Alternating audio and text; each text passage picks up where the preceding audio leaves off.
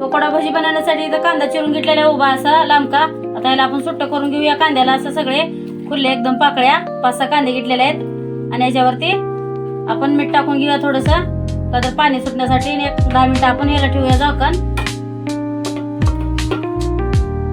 10 मिनिटं झालेले आहे. आता मीठ टाकून घेतलेलं आहे आपण, पाणी सुटलेलं सगळं कांद्याला असं.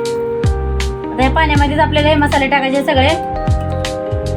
कांदा लसूण मसाला, हळद, धनिया पावडर, जिरे, ओवा, लाल तिखट थोडंसं हे टाकून घ्यायचं यामध्ये मसाले. त्यानंतर ना 1 वाटी बेसन पीठ, अर्धी वाटी तांदळाचं पीठ हे यामध्ये पीठ टाकून हे मिक्स करून घ्यायचं आपल्याला आता पकोडा भजी बनवण्यासाठी. आणि वरतून टाकायची थोडीशी कोथिंबीर. आता हे मिक्स करून घ्यायचं याच पाण्यामध्ये. सगळं पीठ भिजवून घेतलेलं आहे. 10 मिनिटं आपण झाकून ठेवूया. त्यानंतर पकोडा बनवून घेऊया. आता 10 मिनिटं झालेलं आहे. तर तेल पण ठेवलेलं आहे, तेल गरम झालेलं आहे. आता यामध्ये आपण पकोडा सोडून घेऊया.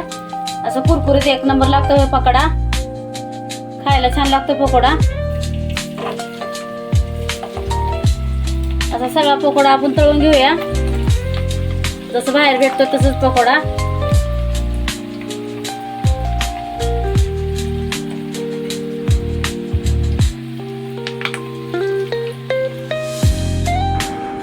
तयार झालेली आपली गरमागरम पकोडा भजी 1 नंबर झालेली आहे. मिरची पण तळलेली आहे, इथं सॉस आहे.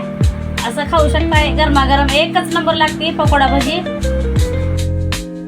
व्हिडिओ आवडला असेल लाईक करा, शेअर करा, फॉलो करा, सबस्क्राईब करा. सबस्क्राईब करायला विसरू नका.